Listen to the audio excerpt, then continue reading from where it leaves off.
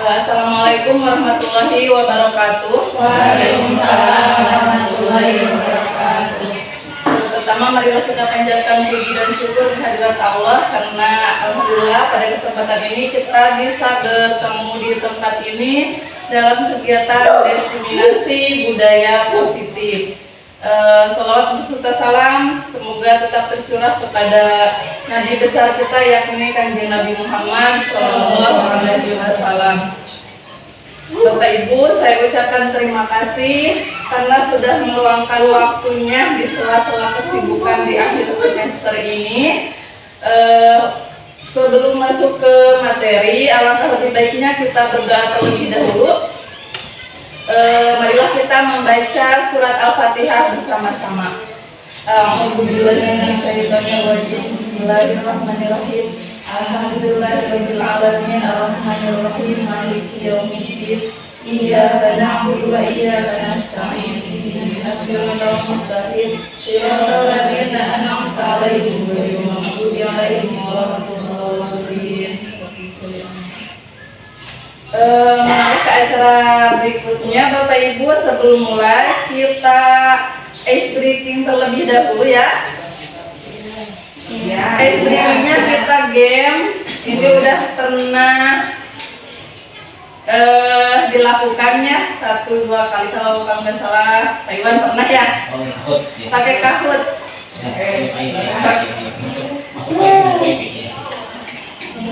Gak apa-apa yang ada aja.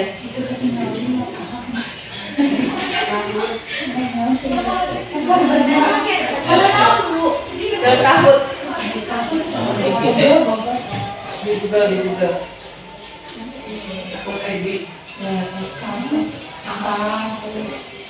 Timnya itu kan? Ya, timnya itu 527 4427. 527. Kapot. Iya. Namanya bebas, nama cantik, nama muda, boleh bebas. Boleh, silakan. Iya, udah masuk. Tim Goen. Wow.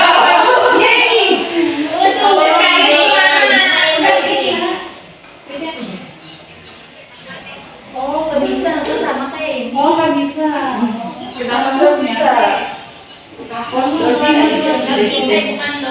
Jangan warna.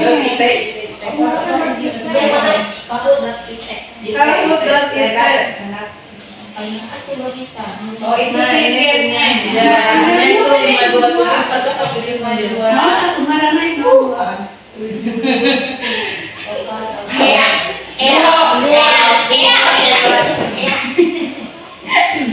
Ganteng, kumanya macam nak? Ganteng, satu-satunya ya Allah.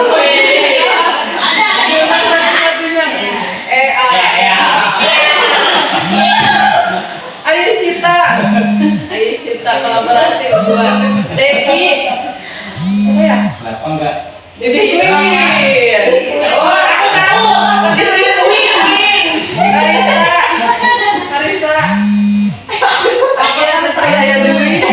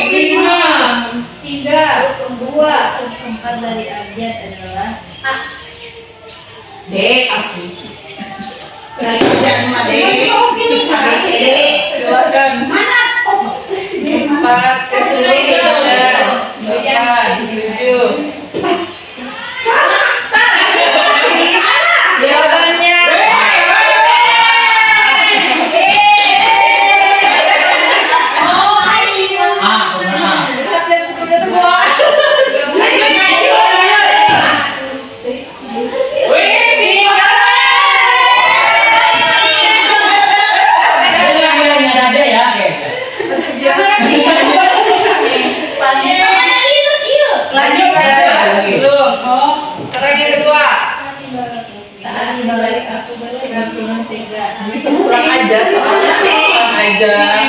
Saat dibalik kamu berkurang 3. Siapakah aku? 6, 7, 8, 9. Yo. Dibalikan.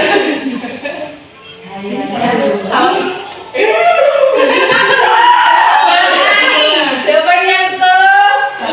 Jawabannya boleh 9. Siapakah yang betul satu-satunya nih? Kim Goel.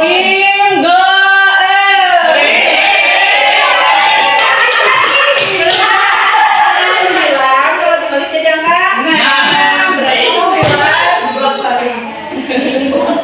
Ini guys aja. Nah, berikutnya Lalu tes meningkat tidak turun. Mau ya kan mak? suara, umur, suhu, gelombang Apa yang selalu meningkat tidak turun dan tidak tetap. Oh iya. Terus dong. Suhu, gelombang yang tidak tetap. Naik terus kan? Tidak turun berarti naik terus. Umur, ada yang jauh salah. Gelombang. Kita lihat, cek siapa yang hebat.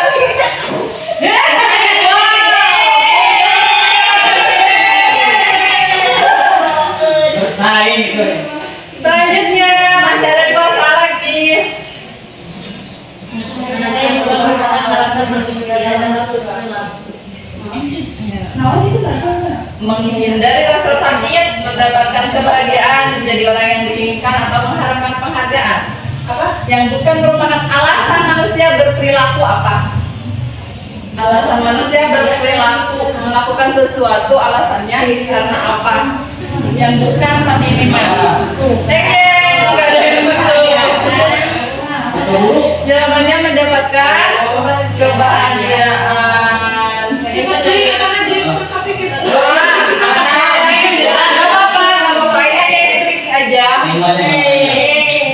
Masih bertahan. Satu lagi. Aku guys sama juga. Ya, satu lagi. Manusia ada kayak komunikasi karena Mau ya?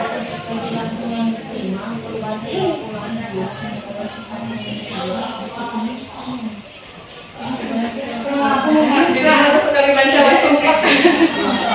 Iya.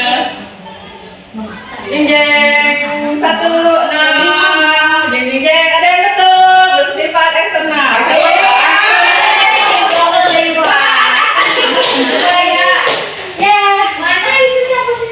Jeng juara 3. Devi.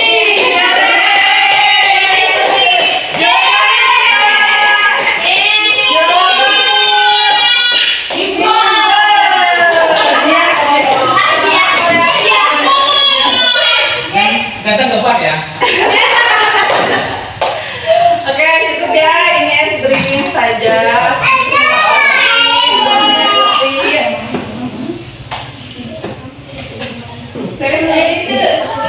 Sudah, maksudnya sudah sudah lagi. Kita masuk ke materi ya. Kita masuk ke materi. Di sini saya ingin melakukan aksi nyata Bapak Ibu ya, tugas dari pendidikan guru penggerak. Jadi melakukan aksi nyata untuk menyebarkan pemahaman dan pengalaman penerapan dari budaya positif. Kita next dulu. Perkenalkan, ini saya. Perkenalkan, ini saya yang tengah, yang sebelah sini Ibu Ita Sartika ini. Beliau sebagai fasilitator, yang sebelah lagi Bu Neti Nurhayati. Ibu-ibu juga sudah pernah ketemu ya. Beliau sebagai pengajar praktik saya. Nah, ini kelebihan dari pendidikan guru penggerak, dari pelatihan guru penggerak. Kalau kita pelatihan mandiri biasa itu biasanya kita belajar mandiri, mengerjakan aksi nyata sendiri ya, langsung mendapat hasil, mendapat sertifikat.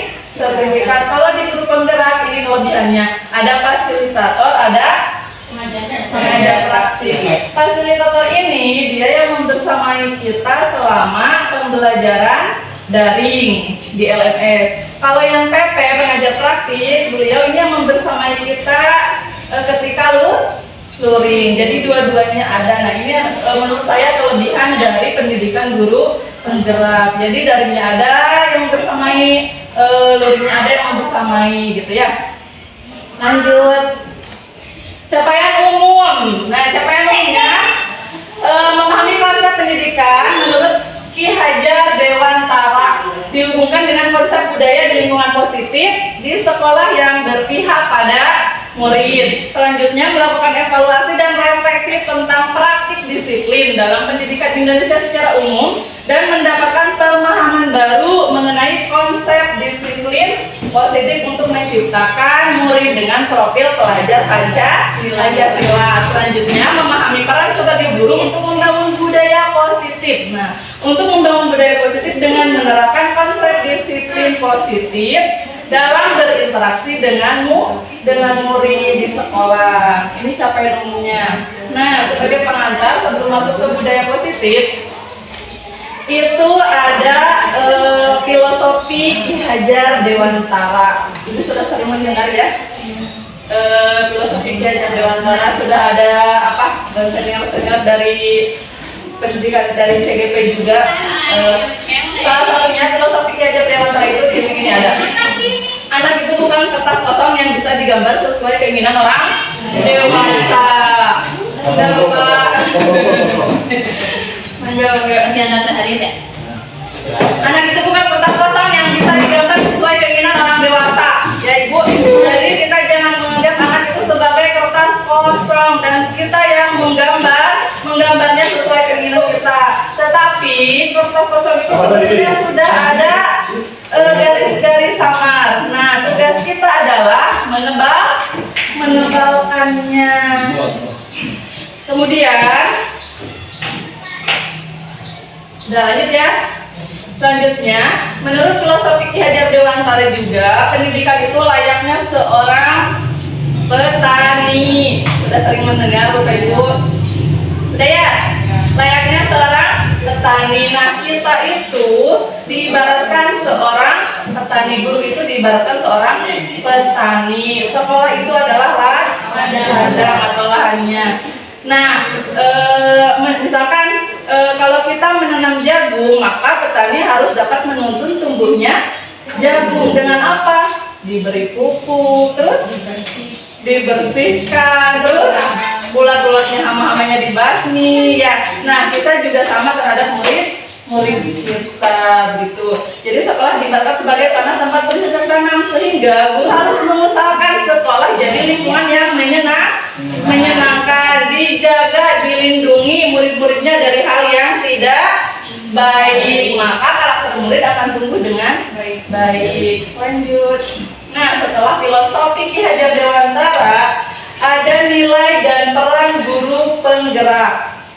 Untuk menuntun murid, maka peran guru sangatlah penting. Di antaranya, peran guru itu menjadi pemimpin pembelajaran untuk mewujudkan kepemimpinan murid. Selanjutnya, untuk menjalankan peran ini, maka guru harus memiliki nilai-nilai. Nah, nilai-nilainya apa saja? Yaitu ini: mandiri, kolaboratif, reflektif, inovatif, dan berpihak pada murid. Apakah kita sudah mempunyai nilai-nilai ini, Bapak Ibu? Iya, sebagian betul. Bapak Ibu sama ketika saya mempelajari ini, saya merefleksi diri ke belakang selama saya menjadi guru, nilai-nilai apa yang sudah saya miliki.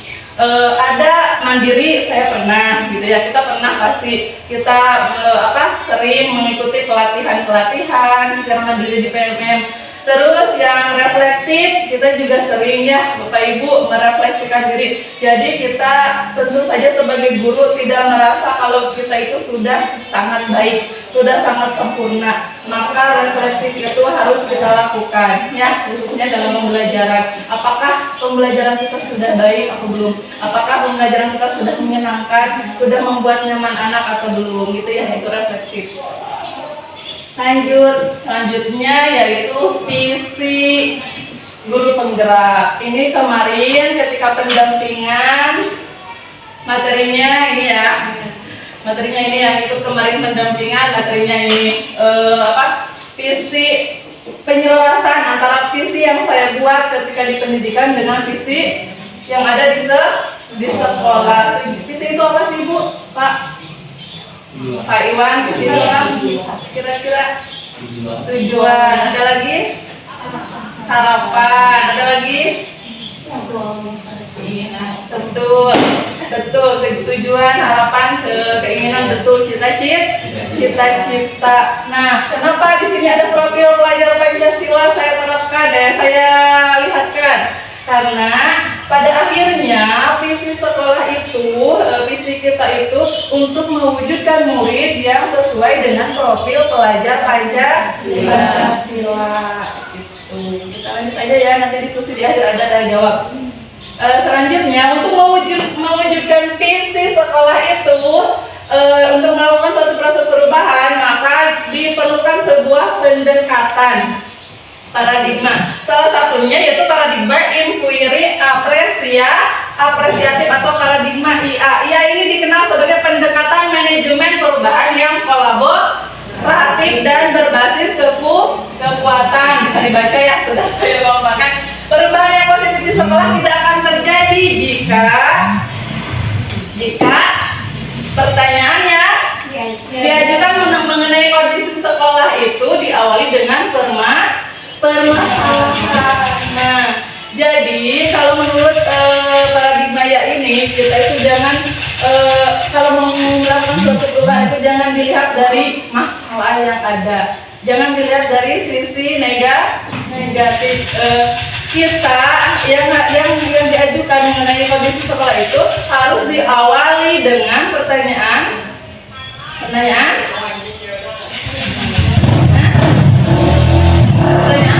yang positif yang sudah ada, hal yang positif yang sudah ada. Misalkan kalau yang tadi yang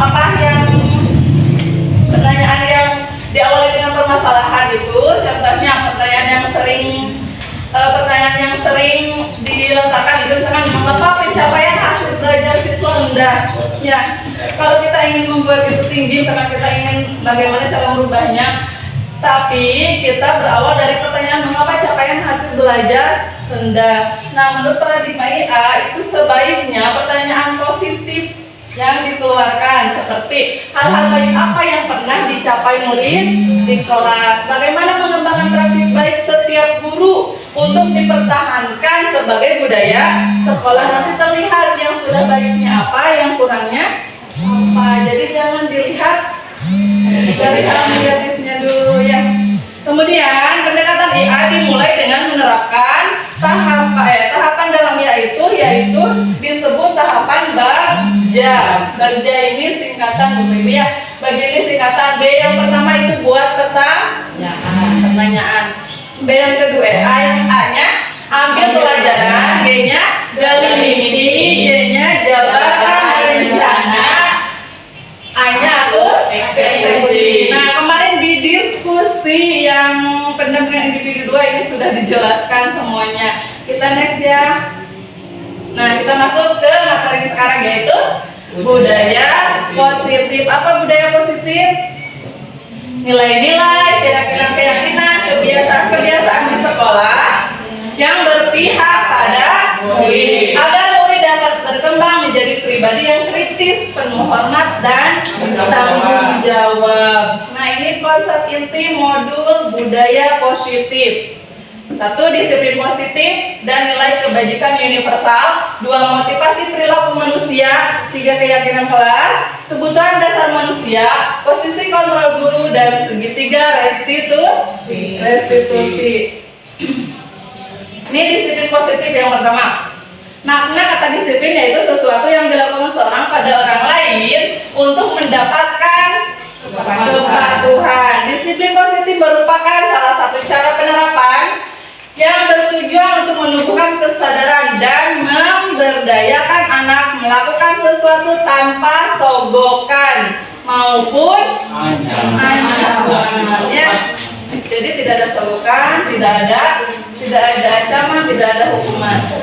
Sebagai pendidik, tujuan kita adalah menciptakan anak memiliki disiplin diri sehingga bisa berperilaku mengacu pada nilai-nilai kebajikan universal dan memiliki motivasi intrinsik, bukan motivasi ekstrinsik. Nah, ini nilai-nilai kebajikan universal.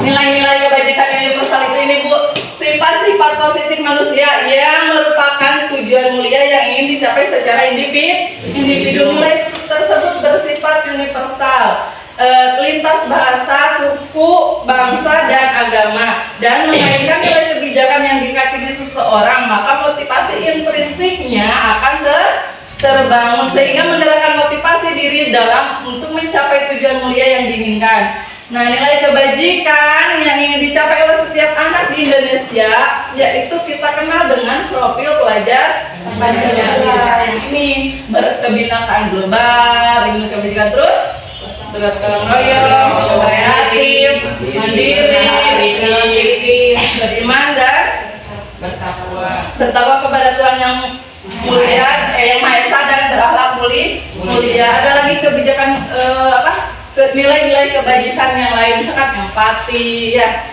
Terus apa lagi? Toleransi, saling menghormati, itu juga nilai kebajikan. Lanjut. Ini apa ini? Ini harus diisi. Nggak usah diisi, langsung saja ya. Jawab aja. Iya, jawab aja. Ini yang apa? Mengubah. Ini ada peraturan. Selalu kembalikan buku ke tempatnya. Kira-kira nilai kebajikannya apa? Disiplin. Ada yang lain? Gak apa-apa, jawab aja. Gak apa-apa, salah juga bertanggung jawab. Katanya selalu kembalikan buku ke tempatnya, disiplin, bertanggung jawab. Yang kedua, dilarang mengganggu orang lain. Saling menghargai, empati, toleransi. Udah? Lanjut. Hadir di sekolah 15 menit sebelum pembelajaran dimulai. Disiplin. Bertanggung jawab. Lanjut. Dilarang melakukan kekerasan. Apa kira-kira? Empati. Boleh, nanti kita lihat jawabannya. Tidak merugikan orang lain. Lagi? Tidak? Cukup? Lanjut. Dilarang menggunakan narkoba. Mencintai diri sendiri, menghargai diri sendiri. Udah? Apalagi ada yang disiplin. Lanjut. Bergantian atau menunggu giliran. Disiplin. Gunakan masker. Disiplin. Bu, kesehatan, keselamatan. Gunakan masker sudah. Jangan berlari di kelas atau di koridor. Nah, keselamatan. Jawabannya kita cek ya. Kita cek jawabannya. Rata-rata betul ya Bapak Ibu. Selalu kembalikan buku ke tempatnya, berarti bertanggung jawab. Dilarang mengganggu orang lain, berarti kita harus menghormati orang lain dan diri sendiri. Hadir di kelas 15 menit sebelum pembelajaran dimulai. Menghormati orang lain ya, kita nggak terlambat mengganggu orang lain. Terus komitmen. Dilarang melakukan kekerasan. Nah, keselamatan, menghormati orang lain. Dilarang menggunakan narkoba. Kesehatan. Bergantian atau menunggu giliran. Menghormati orang lain ya, sama kesabaran. Gunakan masker.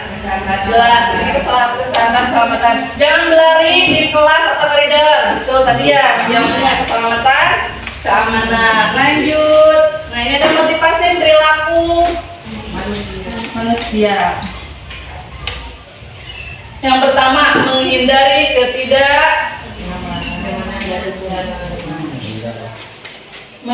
ketidaknyamanan dan hukuman, di mana murid melakukan disiplin diri dengan karena takut dihukum.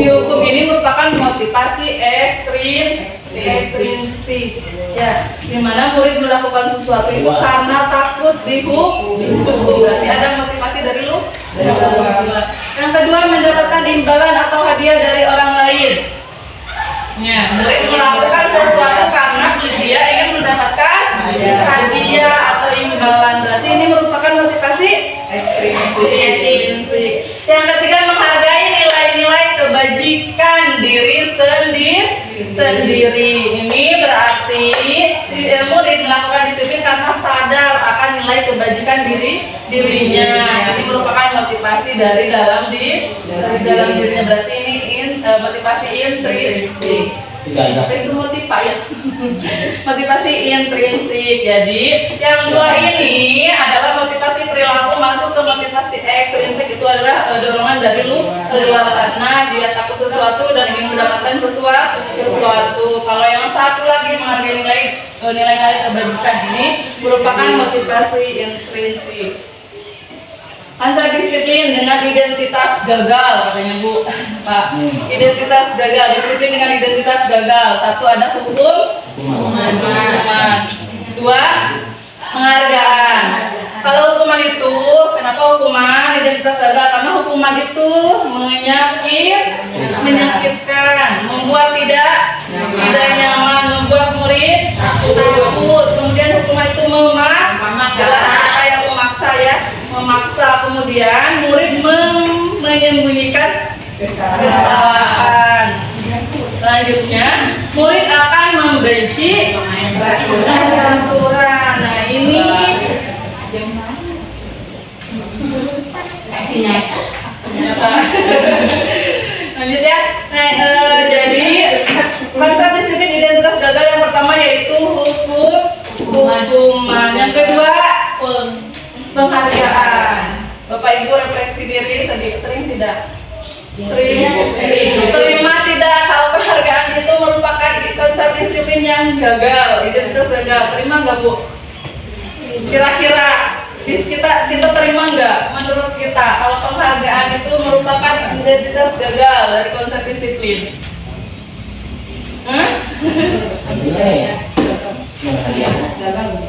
Benar? Kita lihat penghargaan itu bisa jadi tidak efektif, terus merusak hubungan, ya, terus mematikan kreativitas. Ada yang tahu jualnya biasanya orang lain dicingwe, jadi mematikan kreativitas, menghukum dengan sistem ranking. Tapi masih banyak ya Bapak Ibu. Banyak yang menggunakan sistem ranking. Setelah mempelajari ini, ternyata saya benar-benar mendalami, harus menerima bahwa penghargaan itu ternyata merupakan konsep disiplin identitas gagal. Ya, menghukum terus menurunkan kualitas. Lanjut dulu.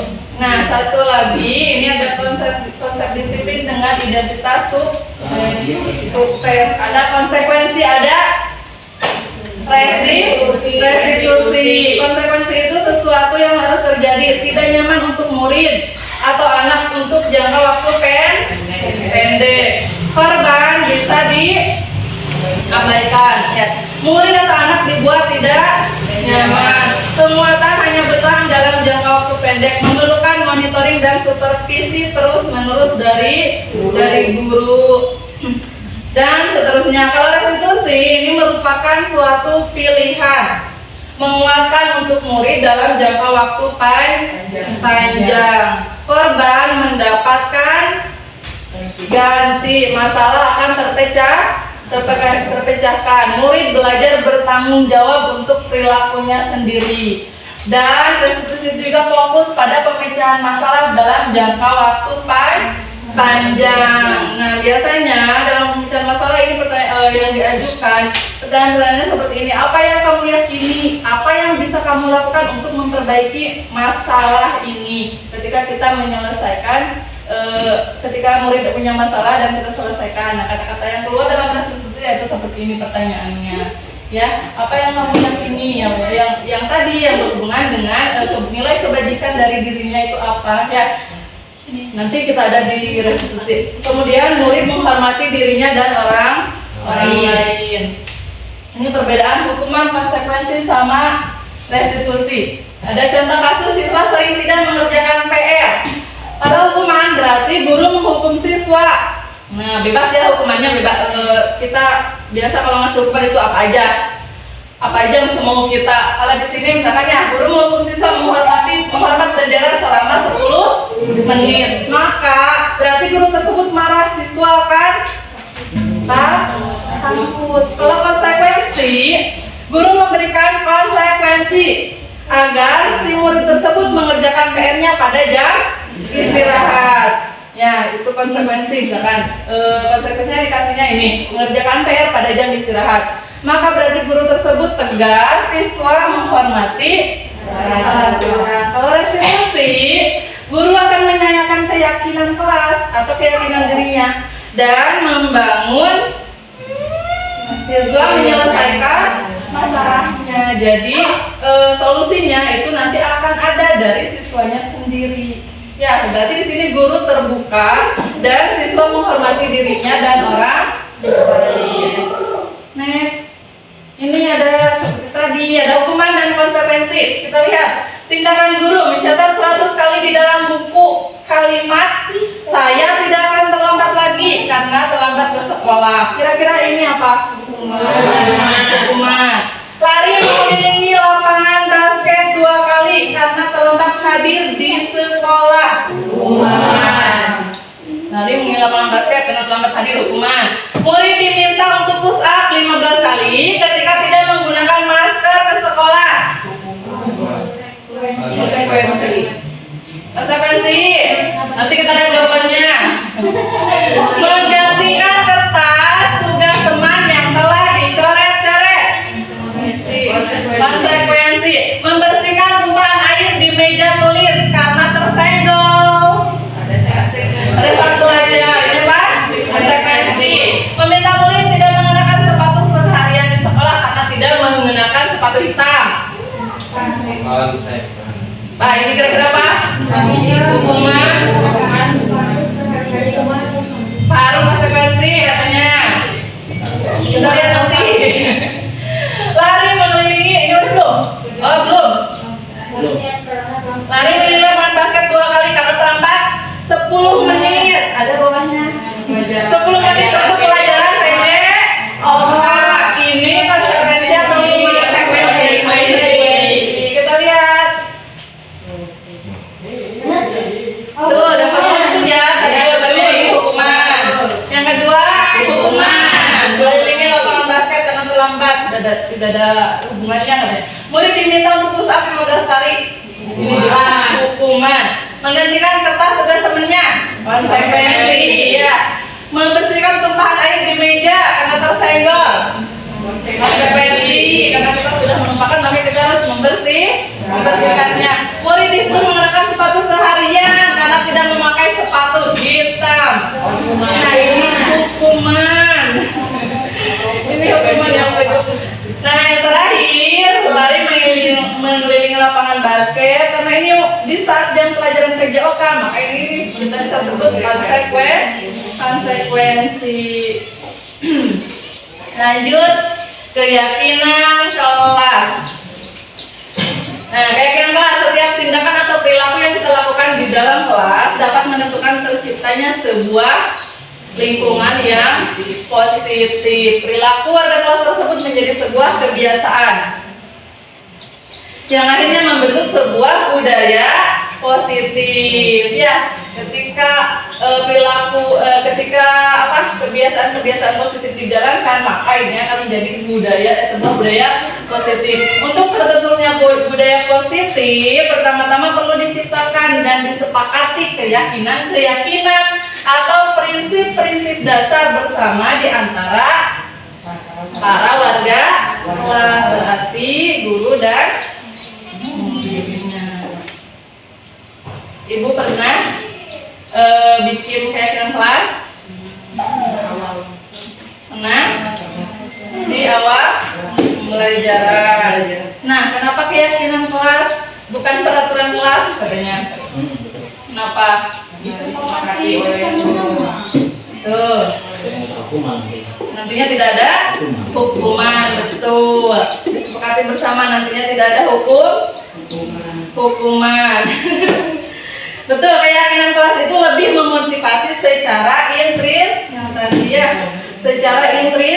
intrinsik sehingga seseorang akan lebih tergerak ketika dirinya memiliki nilai kebajikan ya. Jadi menghargai nilai-nilai kebajikan yang ada pada dirinya, menjalankan nilai-nilai kebajikan yang ada pada dirinya daripada mengikuti serangkaian peraturan. Kalau peraturan kayak tadi usul ekstrinsik ada dorongan ya pengaruhnya. Ya. Lanjut, keyakinan kelas ini adalah langkah-langkah dalam pembuatan keyakinan kelas. Pertama, menggali peraturan-peraturan yang perlu disepakati di kelas. Kira-kira ini gimana? Saya tidak dimasukkan ke sini. Kita sama-sama pernah mengikuti pelatihan mandiri di PMM yang disiplin positif ada ya. Aksi nyatanya membuat keyakinan kelas. Nah, langkah-langkahnya seperti ini: menggali peraturan-peraturan yang perlu disepakati di kelas. Jadi yang membuat keyakinan kelas itu kita dan murid. Jangan dari kita aja, tapi harus melibatkan murid. Maka kita tanya dulu ke muridnya. Nah, kira-kira peraturan-peraturan apa yang perlu disepakati? Misalkan, coba sebutkan. Tidak terlambat datang ke kelas, membayar uang kas, membersihkan kelas, masuk ke kelas, tidak menggunakan alas kaki. Nah, misalnya itu menggali peraturan-peraturan yang perlu disepakati. Kemudian mengubah peraturan-peraturan yang sudah dibuat ke dalam kalimat positif. Kira-kira gimana? Mau mikir kalau bisa mikir. Ini contohnya misalkan menggali peraturan yang pertama, misalkan jangan membuang sampah sembarangan, misalkan ya. Nah, kita rubah ke dalam peraturan yang ke dalam kalimat positif. Kalau jangan membuang sampah sembarangan, itu bisa disebut negatif. Kita rubah, maka jadi gimana? Buanglah sampah pada tempatnya. Nah, gitu misalkan ya. Kemudian yang ketiga, menyarikan peraturan-peraturan yang sudah dibuat menjadi nilai kebajikan. Nilai kebajikan itu yang tadi. Ya, kalau misalkan kita tadi bikin buanglah sampah pada tempatnya. Nah, dari buanglah sampah pada tempatnya ini kita rubah ke dalam nilai-nilai kebajikan. Kira-kira apa nilai kebajikannya? Kebersihan daripada iman. Boleh, kebersihan aja udah masuk ya. Buanglah sampah pada tempatnya. Bertanggung jawab juga bisa ya, bertanggung jawab. Nah, jadi dirubah ke dalam kalimat ke nilai-nilai kebajikan. Sudah itu, selanjutnya kegiatan pendalaman keyakinan kelas tampak seperti atau tidak tampak seperti. Tampak seperti tidak tampak seperti. Aduh, kita lihat ke sini dulu ya. Tampak seperti, tidak tampak seperti. Nah, berusi aku bisa lupa.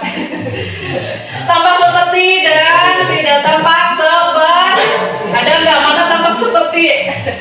Datang tepat waktu.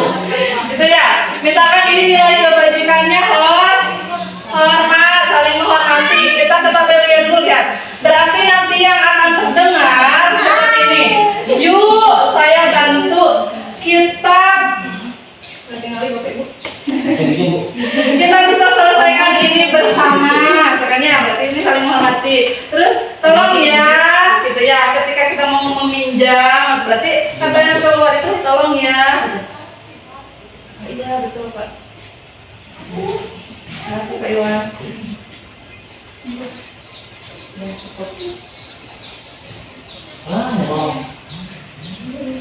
Masih tip ini. Apa?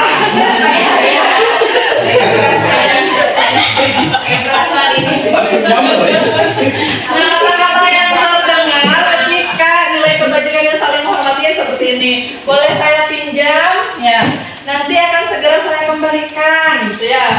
Murid itu saling berkata, kata-katanya seperti itu. Kemudian yang terlihat berempati terhadap perasaan orang lain. Berarti yang memegang barang milik orang lain hanya dengan izinnya. Kalau tidak diizinkan kan berarti tidak diambil. Mendengarkan dengan sesama, menghormati orang lain berarti mendengarkan dengan sesama. Senantiasa berbuat baik dan berbagi. Terus berperilakunya, siswa akan tersenyum ramah. Ya, siswa teh senyum we. Siswa akan tersenyum beramah.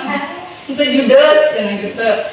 Terus memberikan salam hormat, berarti berjabat tangan, meletakkan tangan di dada, saling dengan hormat gitu.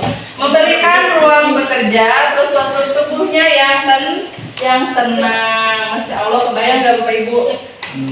Nah, ini ketika nilai kebajikan yang sering hormati tampak seperti, nah sekarang ini datang tepat waktu. Tadi ya peraturan keyakinan kelasnya kan, datang tepat waktu. Nah, tidak tampaknya otomatis tidak akan tampak murid itu sering hadir terlambat karena sering datang tepat waktu.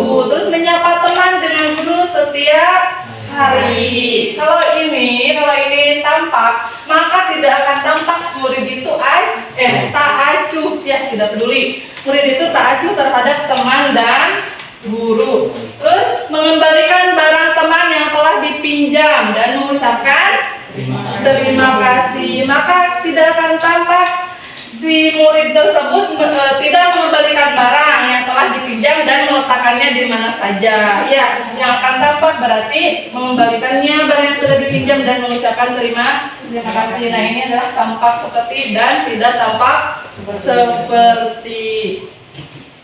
Dah kira-kira bisa dipahami? Bisa. Jelas ya. Kita lanjut.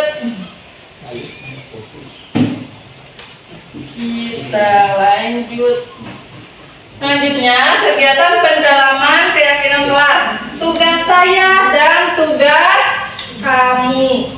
Mohon maaf tidak saya siapkan ini. Kegiatan pendalaman ini yang terakhir. Nanti dituliskan tugas saya dan tugas kamu. Saya itu berarti guru, berarti tugas guru dan tugas murid. Nah, nanti disepakati berarti tugas guru apa, tugas murid. Nah, kita kasih contoh tugas guru misalkan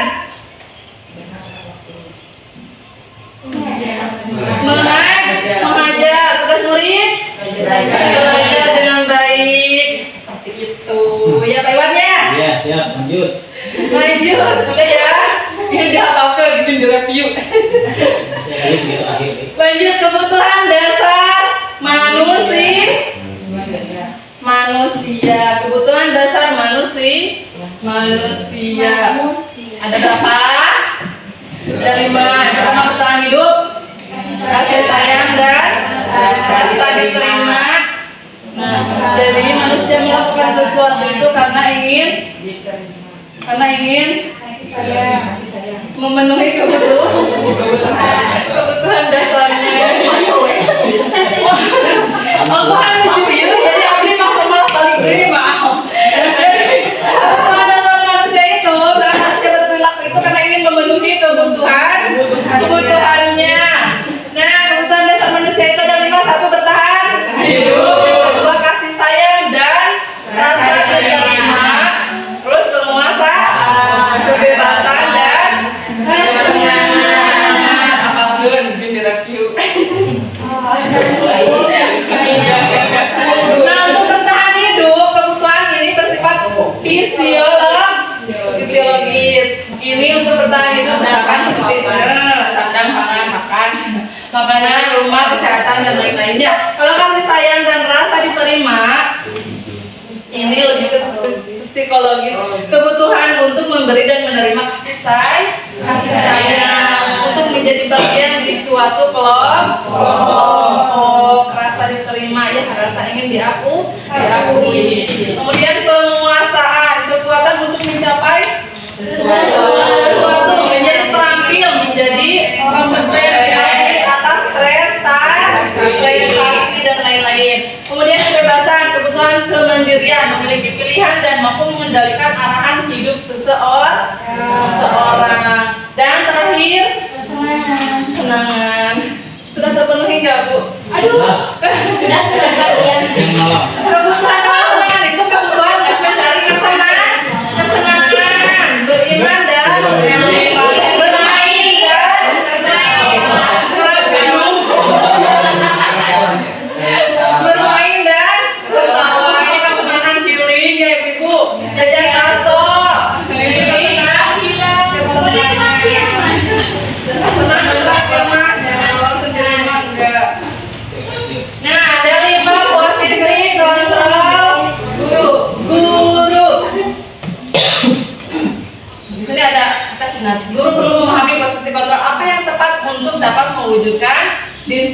posisi kita harus memiliki posisi kontrol yang benar-benar mana oh mohon maaf kok ngetiknya jam 12 malam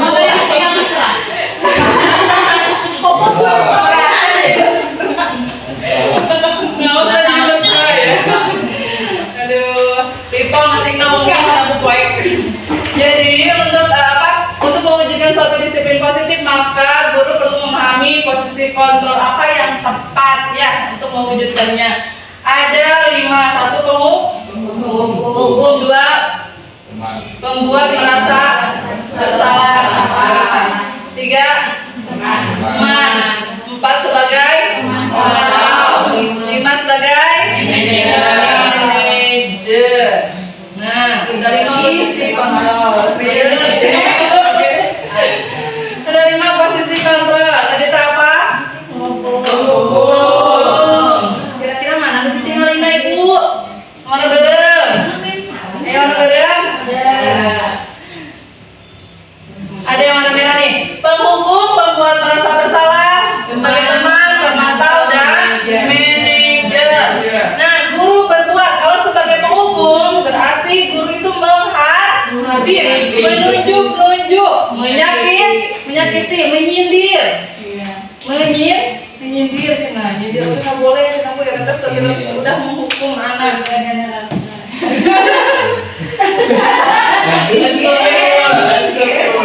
Menyakiti ya, kalau menyakiti ya berarti itu bisa disebut sebagai penghukum.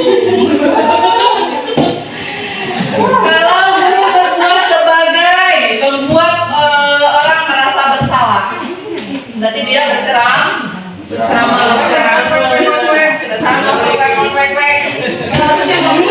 dan menyatakan kamu seharusnya begini, begitu ibu kecewa sama kamu harusnya begini. Dan dia orang yang ini bu terus. Bapak gitu mah. Bapak beda Yang harus kayak ke bapak kecil. Ketika guru sebagai pembuat orang merasa bersalah, maka akan tercermin perbuatannya seperti ini, Bapak. Berarti misalkan kata-katanya Bapak kecewa sama kamu sudah begini. Ya, itu kita udah membuat murid kita merasa bersalah. Kemudian kalau sebagai teman, maka guru akan membuatkan alasan-alasan untuk muridnya. Nah, perkataannya soal ayo lakukan demi ibu. Aduh. Ayo lakukan demi bapak, demi orang tua. Masa kamu tidak mau, Cie? Asa-asanya. Masa kamu tidak mau? Ingat tidak, bapak pernah bantu kamu begini. Nah, itu sebagai teman. Kalau sebagai pemantau, guru berbuat menghitung dan mengukur. sampai mana ini? Guru berkata, apa peraturannya? Ya memantau gimana ya?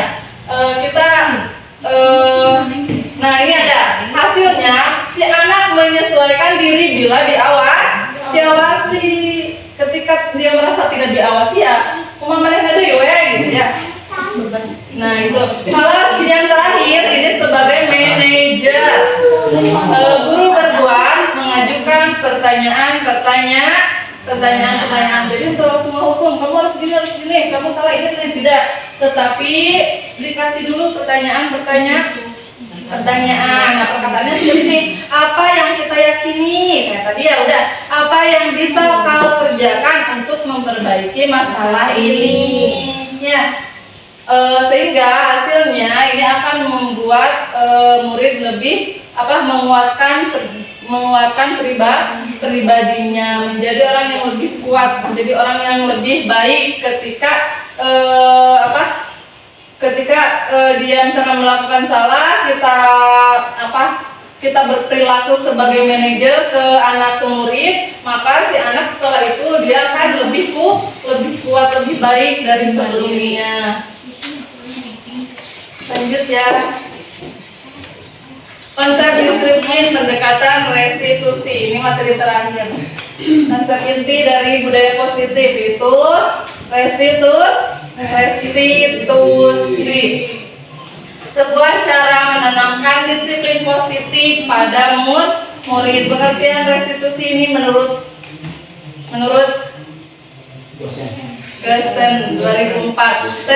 Restitusi adalah proses menciptakan kondisi murid untuk memperbaiki kesalahan mereka sehingga mereka bisa kembali kepada kelompok mereka dengan karakter yang lebih kuat. Ini menurut Gesennya pengertian dari restitusi. Ciri-cirinya, restitusi ini bukan menebus kesalahan, melainkan belajar dari kesalahan. Terus memperbaiki hubungan. Buat siapa? Guru dan muridnya. Tawaran. Restitusi itu sebagai tawaran, bukan paksaan. Ya.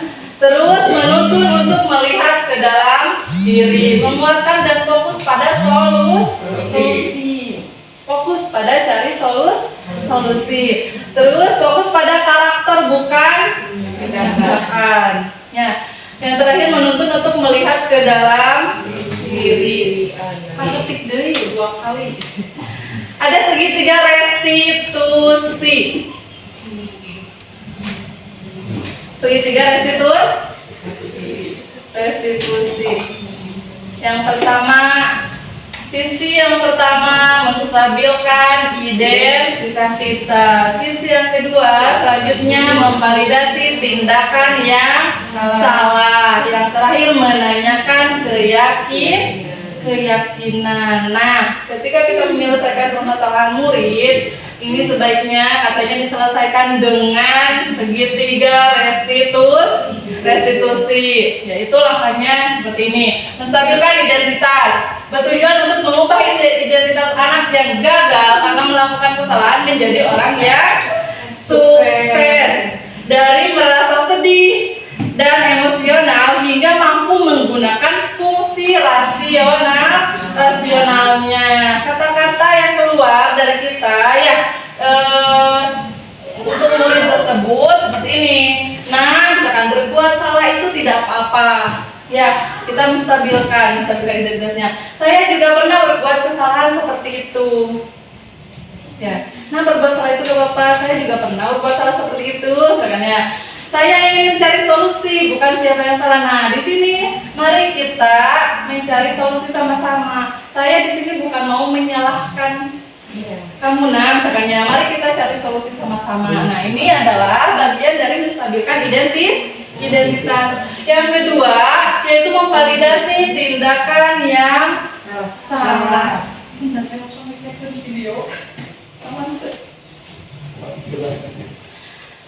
Yang kedua, memvalidasi tindakan yang salah. Proses untuk memahami kebutuhan apa yang sedang berusaha dipenuhi oleh murid.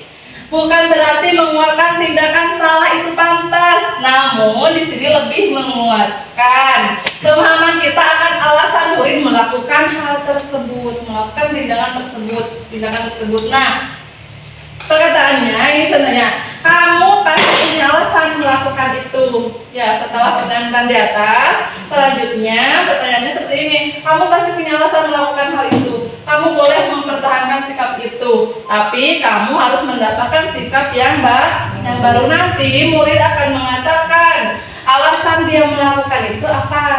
Nah, kemudian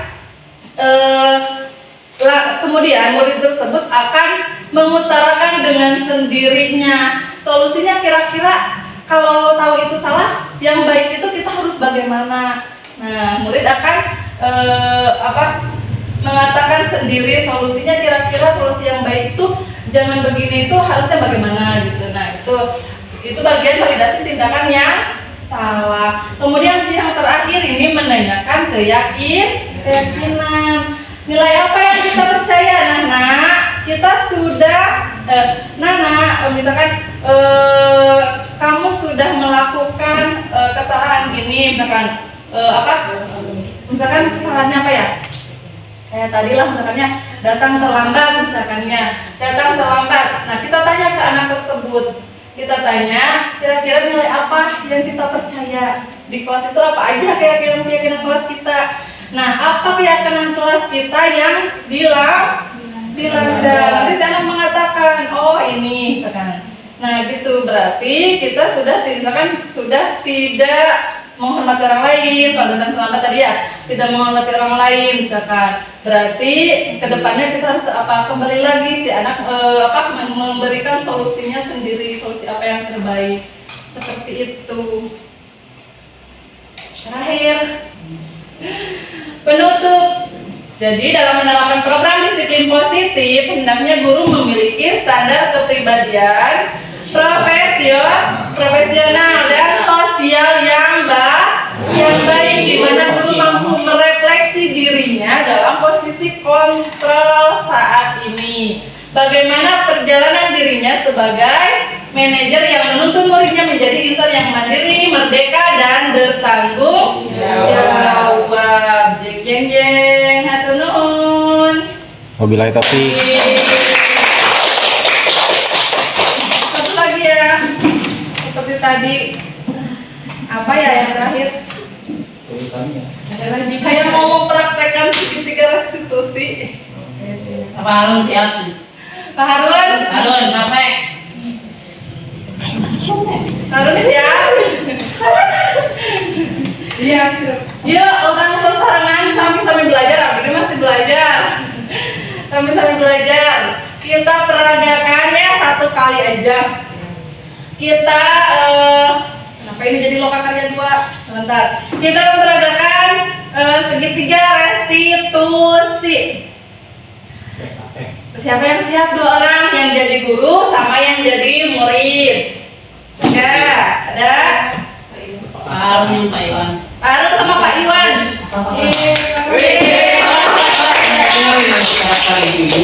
Bapaknya muncul nanti. Boleh, berarti ibu-ibu sama bapak-bapak. Ya, bapak-bapak dulu. Untuk menanti peringatan. Iya, kita bapak-bapak dulu ya. Ayo Pak Harun yuk. Oke, Pak. Buat Harun. Eta siapnya Ayo, tuh, siap. Ayo, Iwan. Ayo. Sina Mama. Siap dah. Kurang ngebiar weh. Langsung Pak YouTube. Salah ibu-ibu biasanya. Lupa yang Pak Iwan. Mari sama ibu-ibu ya. Kasihan kursi. Jadi ini tadi gimana Pak? Gimana ya? Jadi kasusnya siapa yang mau jadi murid? Abi murid hari ini. Oh, Pak ini murid. Pak Iwan, Siap, ibu. bapak gurunya. Pak Dewa ya sebagai penjaga sini penjaga senang. Jadi dulu. Ya, Pak Iwan jadi gurunya. Pak Harun jadi muridnya. Masalahnya apa, Bapak Ibu? Terlambat datang ke kelas ketika jam pelajaran matematika. Ya. Ya, ketika pelajaran matematika. Berarti nilai kebajikan keyakinan kelasnya nanti sebutkan apa aja keyakinan kelasnya. Misalkan saling menghormati. Disiplin. Tanggung jawabnya. Berarti kalau datang terlambat, nilai kebajikan apa yang dilanggar? Disiplin. Berarti nanti kalau Pak Iwan nanya, kamu tahu nggak keyakinan kelas kita apa aja? Berarti Pak Harun nanti menjawab ya, keyakinan kelasnya apa aja Pak Harun. Terus kamu tahu nggak keyakinan kelas mana yang sudah dilanggar? Misalkan kata Pak Iwan, Pak Harun nanti menjawab, keyakinan kelas mana Pak Harun? Disiplin atau menghormati orang lain, gitu ya. Berarti dari tahapan pertama. Boleh bebas, jangan langsung ke sini ya Pak Iwan. Misalkan manggil dulu, nanya dulu gimana dulu basa-basi dulu, boleh. Yang selain itunya Mas. Dulu yang 3 yang. Ini teh dari apa bukan? Saya mah buat dulu. Malah kalau acting. Ini misalnya dianggap misalnya jam awal pertama gitu. Boleh, ya Ini Bisa dipanggil. keyakinan kelas untuk khusus untuk hafal gitu kan, bukan awal kelas ya. gitu ya. Jadi setiap guru itu mempunyai keyakinan kelas masih gitu ya. Kalau keyakinan kelas itu biasanya dengan wali kelas di awal. Nah itu diterapkan mau di pembelajaran siapapun, keyakinan kelas itu dilaksanakan, diterapkan gitu. Bisa kalau keyakinan kelas. Kalau keyakinan hafal bisa ada kesepakatan kelas misalkan bisa. Ya, enggak Pak Iwan? Mulai. Oke, mulai.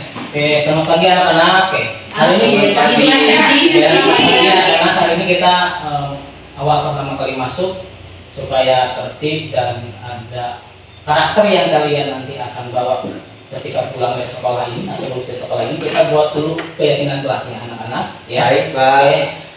Yang kita buat dua aja dulu ya, buat aja dua dulu. Yang pertama bukan jangan ya. Kalau positif berarti. Usaha jangan tidak terlambat masuk kelas. Datang lebih awal. Itu kalimat resminya. Datang lebih awal. Datang tepat waktu. Ketika khusus jam mata pelajaran matematik. Itu pun nanti bisa digunakan untuk yang apa yang lain. Tergantung kesempatan nanti di awal kelas seperti apa. Yang kedua, apa positifnya? Sama pada kelasnya. Tidak. Berarti jangan pakai tidak ya. Jangan pakai tidak. Jangan pakai jangan ya. Jangan. Topi dilepas ketika di dalam kelas. Menggunakan hal yang bagus. Ya. Topi dilepas ketika di dalam kelas. Kan saya call dulu ya. Topi dan jaket dilepas ketika di dalam kelas. Positif negatif itu? Positif ya. Dua aja dulu. Iya. Siap. Berarti selesai untuk yang sesinya pertama. Tiba-tiba Pak Harun terlambat masuk. Masuk Harun bersama. Saya lagi terangin misalnya atau lagi ngabsen ya. Ini semua. Bapak langsung dimarahin aja dari Pak Harun datang. Iya. Untuk umum dari bersama. Assalamualaikum. Waalaikumsalam. Pak, Ya, kesiangan Pak. oke. Siapa namanya? Lupa lagi Pak. Harun, Pak. Pak Harun. Jadi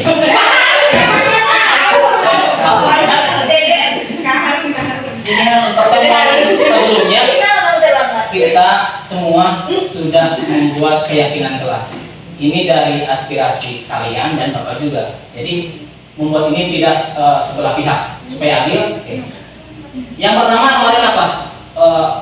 Keyakinan kelasnya. Yang pertama disiplin.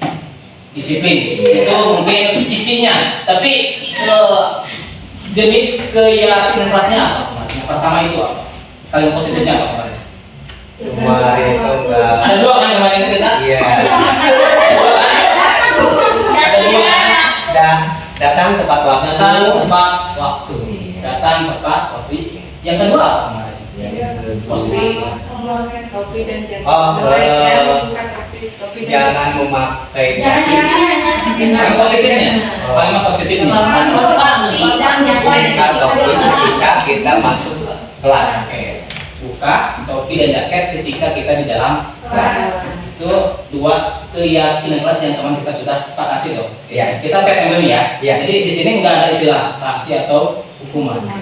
Terus kira-kira ketika kamu terlambat, apa yang kamu bisa perbaiki, apa yang kamu bisa dapatkan selama ini? Yang pertama mungkin atas kesalahan saya karena terlambat masuk kelas dalam pelajaran matematika. Mungkin saya untuk berikutnya akan lebih awal masuk ke pelajaran awal. Oke, kira-kira ayo kita bangun solusinya supaya kamu misalnya dan kita pun semua nanti tidak terlambat itu. Kira-kira nanti solusinya apa untuk merubah? Mungkin yang pertama kita harus mempersiapkan diri dulu sebelum kita berangkat sekolah karena waktu itu berjalan sehingga kita juga harus disesuaikan dengan di mana perjalanan kita menuju sekolah. Jadi sudah jelaskan seperti itu. Intinya mari kita bangun karakter-karakter yang baik ini dan bisa diterapkan dimanapun dan kapanpun. Iya, siap. Jadi ingat, kita mempunyai dua konstruksi kelas ya, kesepakatan kelas. Yang pertama tadi ya, datang tepat waktu, dan yang kedua buka kopi dan jadi intinya mari kita bangun itu tanpa ada paksaan, karena ini kita semuanya sudah punya komitmen, dan jangan menjadi sebuah hukuman atau konsekuensi. Jadi bangun, solusinya berarti solusinya apa? Bangun lebih pagi, terus disiplin waktu bersama kita. Merasa disakiti nggak? Enggak Pak, terima kasih. Jadi kita saling cukup sementara kita itu ya. Jadi cukup ibu bukan sama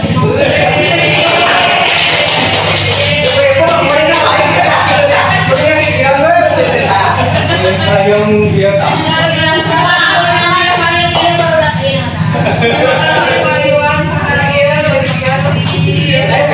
Kalau melihat dari langkah segitiga restitusi itu gimana kira-kira Ibu Bapak?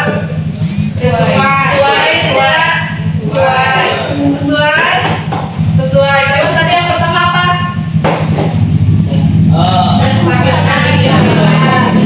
Jangan waktu. Tentang langsung menanyakan keyakinan. Kalau Pak Iwan berarti menanyakan keyakinan dulu. Terus validasi tindakan yang salah. Terus yang A? Ya, terus itu enggak.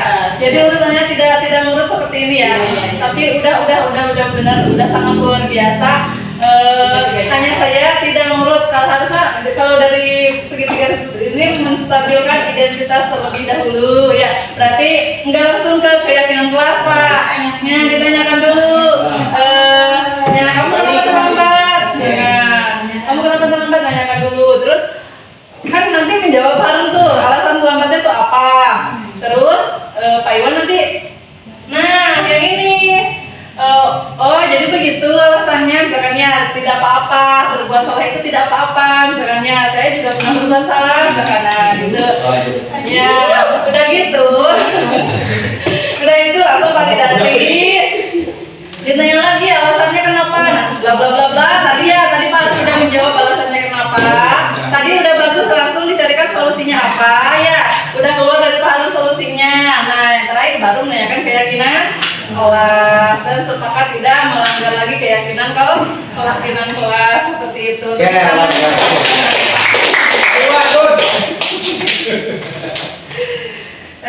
Terakhir ya, kita mau mereview ini gimana sih sekolah ini.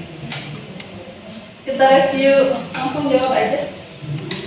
Nih, keyakinan kelas dan peraturan kelas adalah hal yang sama. Betul atau salah? Salah. Jawabannya salah. Keyakinan kelas berlandaskan nilai-nilai kebajikan atau prinsip universal. Betul ya. Nah, apa nilai kebajikan atau keyakinan yang ingin diangkat dari peraturan-peraturan berikut? Menggunakan helm saat mengendarai motor. Kira-kira nilai kebajikannya apa? Keselamatan. Membuang sampah pada tempatnya ya Pak. Bersih, menjaga kebersihan. Terakhir, dilarang menggunakan kata-kata kasar. Apa? Saling menghormati. menghargai. Sikap positif saling menghormati. Lanjut. Apa ini? Urutkan langkah-langkah utama dalam menetapkan keyakinan kelas. Tadi udah. Kira-kira yang pertama yang mana? Ya. Tukang baca. Diskusi. Yang mana dulu? Berdiskusi. Berdiskusi apa? Ada dua, ada tiga. Berdiskusi.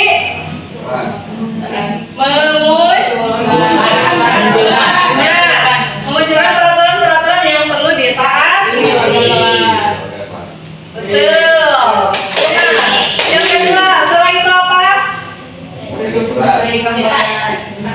Kira-kira mana?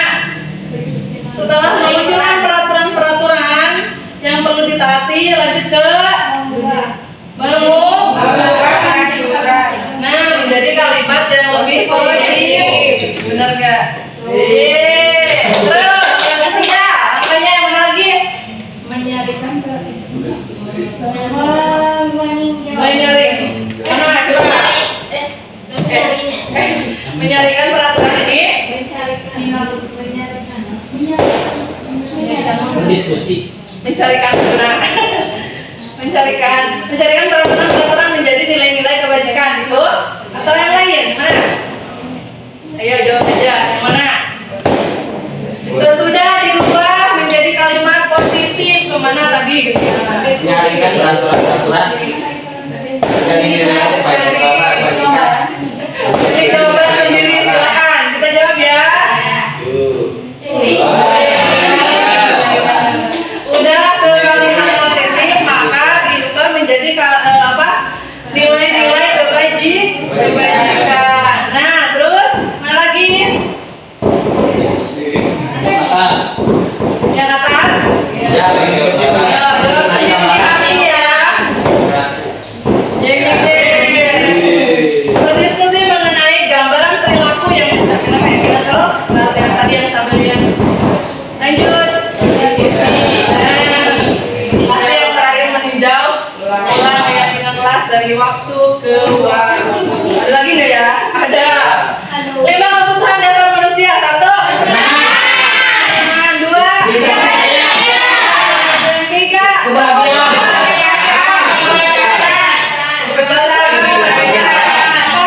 Tumbuhan. 4 kira-kira apa?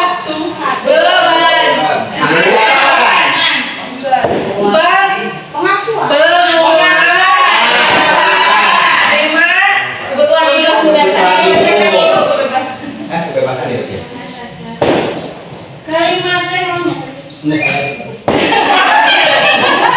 Betul, kebebasan betul.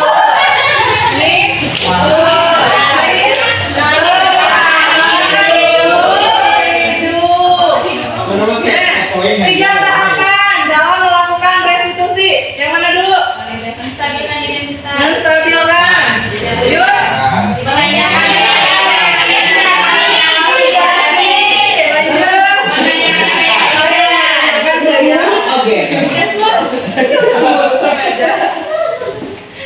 Apa ini? Ini sekilas yang barusan menstabilkan identitas itu apa? Yang tadi udah ya? Yang tadi udah. Selesai.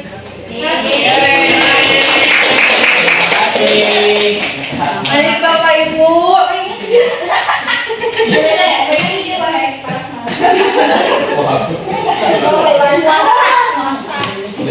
Baik Bapak Ibu, kita telah sampai di penghujung. Terima kasih atas waktunya.